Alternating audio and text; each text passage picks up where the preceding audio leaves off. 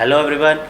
आज हमारे लिए बहुत ही स्पेशल डे है क्योंकि हमारे साथ जो हैं स्पेशल गेस्ट आए हैं सीए कपिल जैन, जिसको आप सब बहुत अच्छे से जानते ही होंगे। हमारे कुछ स्पेसिफिक डाउट को रिमूव करने आए हैं, उसके बाद आई थिंक कभी भी इससे रिलेटेड डाउट हमारे नहीं रहेंगे। तो एक एक करके हम टॉपिक को कवर करते हैं। और सर बहुत बहुत धन्यवाद सर हमारे चैनल पे आने के लिए। सर पहले तो मैं आपको धन्यवाद देना चाहता हूँ। एक तो सर आपने ये बुक लॉन्च करी है अपनी, और बहुत अच्छी किताब है, ठीक है ना। तो आपने इस उम्र में, ठीक है ना, बुक लॉन्च कर दी। मैं आज तक बुक लॉन्च नहीं कर पाया, ठीक है। और मैं बहुत धन्यवाद करना चाहता हूँ कि आपने मुझे अपने चैनल पे बुलाया, इस काबिल समझा कि मैं आपके सब्सक्राइबर को कुछ बातें बताऊँ। जी सर। सर एक तो कुछ पहला डाउट जो काफ़ी लोगों को परेशान करता है, बोगस आईटीसी से रिलेटेड काफ़ी इसके रिगार्डिंग नोटिस भी आ रहे हैं, तो इसके बारे में व्यूअर्स को थोड़ा सा आप गाइड कीजिए कि किस तरीके से इसको डील करें। देखो, पहली चीज़ तो ये समझो कि आप हो प्रोफेशनल, आपको किसी काम को मना नहीं करना है, बिल्कुल, ठीक है। लेकिन ये भी साथ में ध्यान में रखना है कि अगर आपके पास कोई क्लाइंट आया और वो कहता है जी मुझे बोकस आईटीसी का नोटिस आया है, तो आप उससे पूछो कि भाई ये सचमुच में ही बोकस था या सिर्फ मतलब कि तुम्हारे आईटीसी को बोकस कर दिया गया है, ठीक है। अगर क्लाइंट कहता है नहीं जी मेरा तो ये सचमुच में जेन्युइन था, सारी चीज़ें थी, मैंने सब कुछ करा, ठीक है ना, और ये बाद में इन्होंने बोकस कर दिया, अब डीलर मिल नहीं रहा ये, तो आप उस केस को लड़ो, फाइट करो, ठीक है ना। आपकी फाइट से पता चलेगा कि केस में क्या दम है क्या नहीं है, ठीक है। लेकिन अगर क्लाइंट खुद ही कह देता है यार ये तो बोकस ही था सर, एंट्री करी थी, अब बचा लो, ठीक है ना।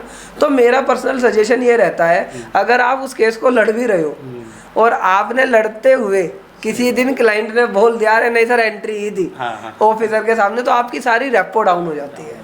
तो इस तरह के केस को आप ना लें तो ज़्यादा बेटर है। लेकिन जो जेन्युइन, क्योंकि यहाँ पर समझिए ना, बोकस बिलिंग में क्या है, एक तो जेन्युइन ही बोकस थी, क्लाइंट को भी पता था सब कुछ। एक क्या था कि क्लाइंट को पता नहीं था, उसने तो सारी चीज़ें ठीक करी थी, अब पीछे वाली पार्टी भाग गई या बीच का जो एजेंट था वो भाग गया। तो उसमें अगर क्लाइंट्स ने सारी चीज़ें प्रॉपरली करी हैं, ठीक है ना, उस पर सारी डिटेल्स हैं, सब चीज़ें हैं, तो मेरे हिसाब से ना अगर आप हाई कोर्ट में जाओगे, सुप्रीम कोर्ट में, तो हाई कोर्ट की ना 2 जजमेंट है। एक जजमेंट है हरियाणा और पंजाब हाई कोर्ट की। वो जजमेंट क्या कहती है कि आप किसी क्लाइंट से ऐसा काम नहीं करा सकते एसएससी से जो इम्पॉसिबल हो। इम्पॉसिबल मतलब जब आप जीएसटी की बात करोगे तो उसमें कंडीशन है कि सामने वाले ने टैक्स पे कर दिया हो। अरे भाई सामने वाले ने टैक्स पे कर दिया, उसकी 3B से ही तो चेक कर सकते हैं, उसने टैक्स कैसे पे किया हमें क्या मतलब। This is a impossible task. एक दूसरी चीज इसमें कलकत्ता हाई कोर्ट की जजमेंट है, हमने ये जजमेंट अपनी मैगजीन्स में दी है, ठीक है। तो कलकत्ता हाई कोर्ट की जजमेंट क्या कहती है, वो जजमेंट ये कहती है कि भाई अगर सारी चीजें ठीक है, पोर्टल पर सारी चीजें दिख रही है, सप्लायर भी है, तो इसमें एसएससी की क्या गलती है। तो अगर आप इन दोनों जजमेंट्स का सहारा लोगे तो आपका केस सॉलिड होगा, ठीक है ना। तो मेरे हिसाब से ये चीज़ है कि आप इसका रिप्लाई जरूर दें। अगर आप रिप्लाई नहीं देंगे, कई लोग मेरे से बात करते हैं सर इसे सेटल करा ले, ठीक है, इसे सेटल करा ले, सेटलमेंट करा दो। अरे सेटलमेंट क्या होता है, तुम सेटल आज करा लोगे, दूसरा ऑफिसर आगे कर लेगा। तो मेरे हिसाब से ये वाली प्रैक्टिस ना करो, ठीक है। आप इसका रिप्लाई दो, इसे लड़ो, और अगर आपके केस में वर्जन होगा तो आप जीत भी जाओगे जी। इसी तरीके के ना सारे इंपॉर्टेंट टॉपिक सर अपनी मैगजीन में डालते हैं फिनटेक्स के नाम से, आपने ज़रूर सब्सक्राइब करी होगी, और अगर नहीं करी तो प्लीज़ सब्सक्राइब कीजिए। हर महीने जो भी इम्पोर्टेंट कंटेंट होता है वो सारा मैगजीन में हमें मिल जाता है, तो प्लीज़ सब्सक्राइब करें। सर एक दूसरी जो प्रॉब्लम आती है जी, वो आती है जुरिडिक्शन के रिगार्डिंग जी। काफ़ी बार ऐसा पूछा गया कि मेरी जैसे रजिस्ट्रेशन करते हैं उस टाइम पे भी कई बार जुरिडिक्शन की प्रॉब्लम आने लग जाती है कि मेरा स्टेट का या सेंट्रल का जुरिडिक्शन क्या है। उसके लिए सर इजी वे क्या है, किस तरीके से? देखिए उसमें इजी वे तो क्या है कि भाई जैसे दिल्ली में हम काम कर रहे हैं तो हमें पता है कि इस एरिया की ये जुरिडिक्शन है, इस एरिया की ये जुरिडिक्शन है, ठीक है। जो यूपी में कर रहा होगा पता होगा। लेकिन जीएसटी में तो कई बार ऐसा होता है ना, मुझसे कोई कह देता है महाराष्ट्र का जुरिडिक्शन में रजिस्ट्रेशन करो, तो अगर हमारे को वहाँ नियर डियर कोई मिलता है तो मुझसे पता कर लेते हैं। अदरवाइज हमारे पास ना एक वेबसाइट है, तो वेबसाइट क्या है, cbic-gst.gov.in।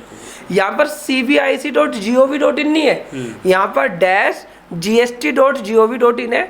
तो यहाँ पर जब आप जाते हो ना, तो यहाँ पर स्टेट वाइज है कि आप पहले यहाँ पर जब जाओगे तो आपको स्टेट दिख जाएगी। आप गूगल पर भी अगर डालोगे cbic.gst तो आप यहाँ पर लिखा हुआ रहा है नो योर जुरिडिक्शन, इस पर क्लिक कर दो। इस पर जैसे ही क्लिक आप करोगे तो यहाँ पर आपको स्टेट की लिस्ट आ जाएगी। अब अगर मैं बात करूँ, हमारे को स्टेट की लिस्ट यहाँ पर दिखाई दे रही है। अब उसमें स्टेट में अगर मैं बात करता हूँ कि उत्तर प्रदेश का देखना है तो उत्तर प्रदेश पे मैंने क्लिक कर दिया। अब उत्तर प्रदेश में जो जोन आ रहे हैं 2 ही आ रहे हैं, एक 53 जोन आ रहा है, एक 54। एक बार हम क्लिक कर लेते हैं भाई लखनऊ जोन पे करके, तो लखनऊ जोन पे जैसे मैंने क्लिक करा तो कानपुर, आगरा, लखनऊ, इलाहाबाद, वाराणसी आ गया। तो अगर ये आपके एरिया में तो है ठीक है, नहीं तो आप दूसरे जोन में जाके क्लिक कर लो। तो अगर आप इस साइट के माध्यम से अपने 10 मिनट 15 मिनट लगाकर यहाँ पर सिलेक्ट करोगे तो आपको ज़्यादा अच्छा रिजल्ट्स मिलने के चांसेस इसमें रहेंगे। तो आप इस तरीके से, ये मेरठ जोन में आ गया, ठीक है ना, मेरठ जोन में गाज़ियाबाद, मेरठ, नोएडा, गौतम बुद्ध नगर। तो जो भी आपका आ रहा है कि भाई मान लो मेरे को गाज़ियाबाद का देखना है तो मैं फिर गाज़ियाबाद पे चला गया, फिर गाज़ियाबाद में डिवीज़न 1 में फिर ये सारे एरिया निकल कर आ गए। तो आप इस तरीके से इस वाली साइट से जाकर ये जो सर्च करना है आप ये जुरिडिक्शन सर्च कर सकते हैं जी। और एक सर, एक आजकल अब जब से जीएसटी आया 1 जुलाई 2017 से जी, फाइनेंशियल ईयर 17, 18, 18, 19 कुछ नोटिसेज अब इशू हो रहे हैं ASMT 10 के थ्रू। जी जी। तो उसको कैसे डील आउट करें? काफ़ी ज़्यादा कई व्यूअर्स को प्रॉब्लम्स हो रही है इसके लिए। नहीं, प्रॉब्लम्स नहीं, दिस इज़ ए अपॉर्चुनिटी। ये प्रॉब्लम्स नहीं है, प्रॉब्लम कुछ नहीं होती, अपॉर्चुनिटी है। देखो किसी भी क्लाइंट को ASMT 10 के नोटिस आ रहे हैं, अब जब आप उस क्लाइंट से बात करोगे कहेगा सर उस टाइम तो कंसल्टेंट कोई और था, उस टाइम तो CA कोई और था, उस टाइम तो प्रोफेशनल कोई और था, अब मुझे तो पता ही नहीं। तो उसे कहो कि भाई ठीक है, तुम्हें नहीं पता, तुम करंट का काम कर रहे हो। अगर आप करंट का काम कर रहे हो और आपने पिछले पीरियड की फीस नहीं ली है तो आप उसकी एक्स्ट्रा फीस लो। और उन जो AMC 10 है उसे देखो कि वो सही है या गलत, ठीक है ना। सही गलत का क्या होता है कि हो सकता है कि कुछ क्लैरिफिकेशन मिस्टेक हो सकता है 17-18 का कोई सेल आपने 18-19 में दिखाई हो, 17-18 का ITC 18-19 में लिया हो, कुछ इस तरह के मिसमैचेज होंगे। तो जो भी उस मिसमैचेज है उस पर जाओ, वर्क करो और वहाँ पर उन्हें क्लैरिफाई कर दो। तो जब आप उसका ASMT 11 डालोगे, उसका रिप्लाई डालोगे, तो हो सकता है कि आपको ASMT 12 इशू हो जाए कि भाई हमने प्रोसीडिंग ड्रॉप कर दी है। अब उसमें ना 4 लाइन में आंसर मत दो। वहाँ पर क्या करते हैं कई लोग, ASMT 10 आता है, ASMT 11 में 4 लाइन में आंसर दे देते हैं, तो वो नहीं चलेगा। उसे स्टडी करके डिटेल डिस्कशन करके तब आंसर दो, जिससे कि ऑफिसर अगर आपके अगेंस्ट डिमांड भी करना चाहे तो वो सोचेगी नहीं यार कभी मैं गलत तो नहीं कर रहा। तो आप उसे वहाँ पर पूरा क्लैरिफाई करो, उस पर टाइम लगाओ, क्योंकि अगर तुमने पहले टाइम लगाया होता तो शायद नोटिस ही नहीं आता। कुछ ऐसे भी नोटिस आए हैं जहाँ पे बोगस कहा है कि आपने जिससे सप्लाई ली है वो बोगस है और उस SSC ने उससे सप्लाई ली ही नहीं है आज तक। ऐसे केसेस में नहीं, वो जो भी उनके पॉइंट्स है ना तो उन्हें बताओ, लिखकर पूरा लिखकर बताओ। मैं अभी एक केस की प्रोसीडिंग कर रहा हूँ तो उसमें मैं चीज़ों को बता रहा हूँ कि भाई ये चीज़ गलत है और मैं लॉ पे फाइट करूँ, ठीक है ना। वो चीज़ें अगर आप करोगे तो बेटर रिजल्ट्स मेरे हिसाब से आएंगे जी।